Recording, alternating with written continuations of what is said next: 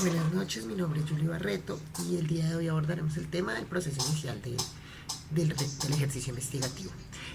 Para iniciar me parece importante que el estudiante conozca la propuesta de Bernal 2010, el cual expone que el proceso de investigación es un proceso que se realiza de manera espiral, que inicia en el tema y finaliza en el análisis y discusión de resultados, pero que tiene como elemento transversal el desarrollo de los marcos de referencias, marco teórico, marco normativo, marco contextual, y que después del tema propone plantear el problema de investigación, los objetivos, la justificación, el tipo de investigación, todo lo que es el diseño metodológico, la recolección de datos y el análisis de resultados. Entonces considero que es una propuesta viable que permite que el estudiante comprenda el paso a paso de ese proceso de investigación y que adicionalmente le permite, como es un ejercicio en espiral, ir y volver, ¿sí?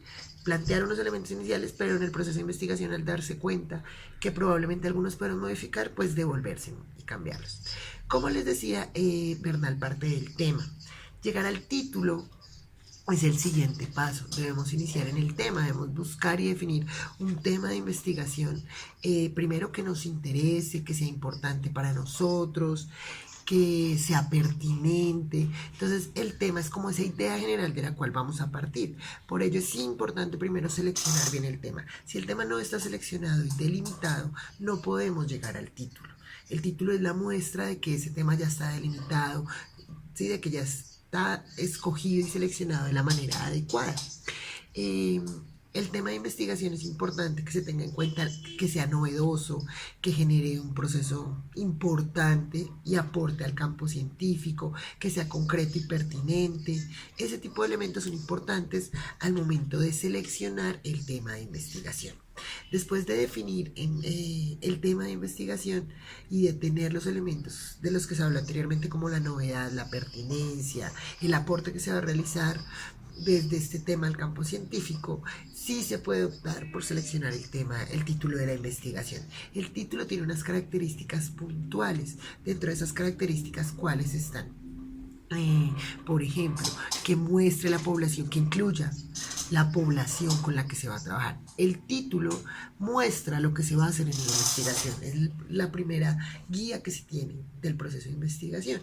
Entonces, por ello es importante que el título recoja el tema, la población, el año, que delimite. El título es aquello que nos delimita lo que se va a hacer en el proceso investigativo. Posterior al tema del título viene el planteamiento del problema de investigación. Bernal propone que el planteamiento de la investigación se dan dos formas. El problema se formula, se explica y se formula. Entonces la primera parte es explicarlo. ¿Qué es explicarlo? Hay que tener en cuenta que el problema de investigación es el eje central de la investigación. Si no hay un problema, no tiene ningún sentido hacer investigación. Por ello lo primero que se debe hacer es identificar un problema. ¿Cómo se identifica el problema? A través de una serie, bueno, hay varias formas. Uno de ellos es a través de la aplicación de una serie de instrumentos de investigación, como unos diarios de campo, unas entrevistas, unas encuestas. A partir del tema se diseñan unos instrumentos que permitan encontrar un problema de investigación.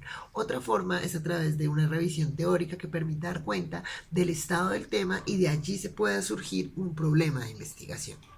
Por eso es importante entonces que en el momento de plantear el problema de investigación se inicie con el estado actual del tema, qué se sabe de ese tema y de ese problema de investigación. Y en el momento de describir y de explicar el problema de investigación, se debe describir el estado actual del problema, ¿sí? En qué se encuentra hasta ahora para saber de dónde se arranca y de ahí sí, pues de realizar el resto de la investigación. El problema de investigación debe estar caracterizado, debe ser bien descrito, debe ser evidente el problema que se va a desarrollar. ¿Cómo se formula el problema de investigación? En una pregunta. Toda la caracterización que uno hace, la descripción del problema, cómo se ve en la comunidad, en la población seleccionada. Esto lleva a que se plantee una pregunta del problema, una pregunta-problema. ¿Qué características tiene una pregunta-problema? Al igual que el título, la pregunta problema sintetiza la investigación. La pregunta problema es el eje central de la investigación. Si la pregunta problema está mal formulada, obviamente el resto de la investigación también estará mal formulada. ¿Por qué? Porque la investigación lo que buscará será dar respuesta a esa pregunta de investigación. Entonces la pregunta de investigación debe estar muy bien formulada y para ello se sugiere que sea validada por algunos investigadores que conozcan del tema. La pregunta de investigación debe ser viable, se debe poder responder, no debe responderse sí o no. Entonces una pregunta como ¿ayuda al juego a mejorar la convivencia escolar? No, esa pregunta estaría mal formulada, no puede darse la respuesta de sí o no.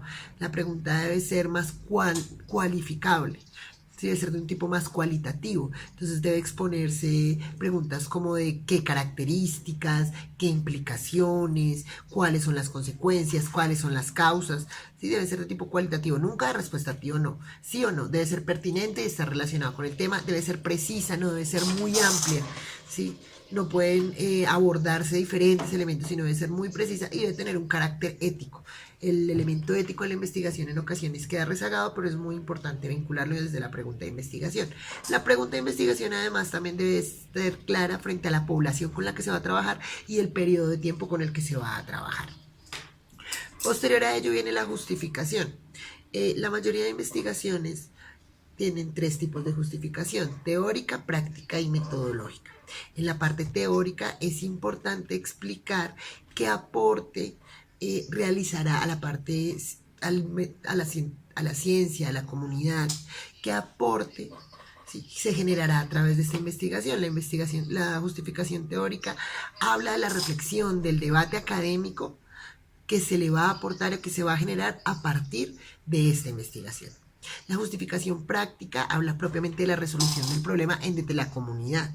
¿Sí? ¿Cómo la solución de ese problema va a mejorar la vida de esa comunidad? ¿Por qué es importante para esa comunidad? Pues uno mismo nombre lo dice, en el elemento práctico. Y la justificación metodológica expone por qué se van a utilizar determinado método de investigación, determinado enfoque, determinado tipo. Entonces la justificación debe ser en esas tres medidas. Para la justificación, ¿qué se sugiere? Buscar autoridades del tema que hablen de la importancia de resolver ese problema. En la justificación usted como estudiante muestra que lo que usted va a hacer es importante, es relevante, le aporta no solamente a la comunidad, sino también al mundo científico, ¿sí? que es novedoso, que no es algo que ya se haya hecho, ¿sí? Muestra la novedad científica, por eso la justificación es muy importante.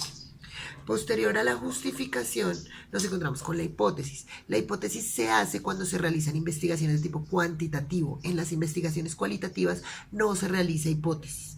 Se realiza cuando se hacen investigaciones con enfoque, no continuo, con enfoque cuantitativo. Las hipótesis son una predicción que se hace dándole respuesta a la pregunta de investigación. Si mi pregunta de investigación es ¿qué implicaciones tiene el diseño e implementación de un red adaptativo digital? Mi predicción, mi hipótesis es que va a mejorar determinadas habilidades del estudiante o que no le va a mejorar nada. Esa es la hipótesis. Pero solamente se hace cuando se realizan investigaciones de tipo cuantitativo. Posterior al planteamiento del problema y a la pregunta de investigación que recoge ese planteamiento, vienen los objetivos. Los objetivos son los propósitos de estudio. Nos dicen qué queremos hacer con la investigación. ¿Sí? ¿Qué características deben tener los objetivos, tanto general como específico? Primero, deben iniciar con un verbo, siempre deben iniciar con un verbo en infinitivo. Deben responder y deben estar relacionados con el título, la pregunta de investigación. Por lo general, el título, la pregunta y el objetivo general son prácticamente el mismo, pero enunciado de diferente manera. Si el título es el juego como estrategia para mejorar la convivencia escolar y la pregunta es ¿qué influencia tiene el juego para mejorar la convivencia escolar? El objetivo general será establecer el impacto del juego en la convivencia escolar. Entonces son tres elementos que van de alguna manera entretejidos y que tienen directa relación. Adicional a eso, el objetivo general responde al título y al problema y es el objetivo máximo, la meta máxima que tiene el proceso de investigación. Los objetivos específicos son el paso a paso con el cual yo cumpliré el objetivo general. Por lo tanto, normalmente los objetivos específicos tienen una revisión teórica, un diseño y una aplicación práctica. Cada uno de los objetivos específicos responden a determinadas tareas de investigación, por eso es importante no confundir al momento de expresar los objetivos específicos con las tareas de investigación. Posterior a esto viene el marco teórico. Si bien no hay una forma única de realizar un marco teórico y en la literatura relacionada con investigación no encuentra una receta básica, sí considero que hay unos pasos esenciales. Lo primero es que el marco teórico debe desarrollarse desde el inicio de la investigación.